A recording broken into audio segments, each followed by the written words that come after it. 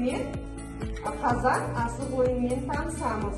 Ол ойынды осындай арнайы тақтайшада ойналады. Оны міне асықпен ойналады. Қараңдаршы. Ашып қараңдаршы, асық бар ма бәрілерінде? Бар ғой, иә? Бұл асық.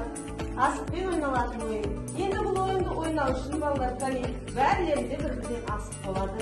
Және асық қазанымен, қазан көрдіңіздер ме? Оның ішінде біз жәнегі асықты жинаймыз. Жақсыла міне мына жағында бар. Және де екі жағында да бар. Көрдіңіздер ғой балалар? Бұл ойынды ойнаған кезде мұны топпен ойнайды. Және мысалы бір қорғаушымен де ойнауға болады. Мысалы, қараңдар балалар. Мен мысалы, бұл қазандықтың біреуін ашамын. Қараңдар, ашып қойдым. Енді бұл асықты мен алып тастаймын.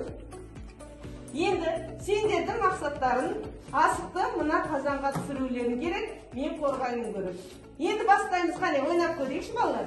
Қане, бір-бірден кезекпен мен айтып отырам, асылы. Жақсы. Келесі Елдамир. Айсана, Айсұлтан,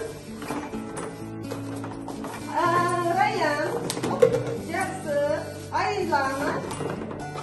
Міне, балалар, енді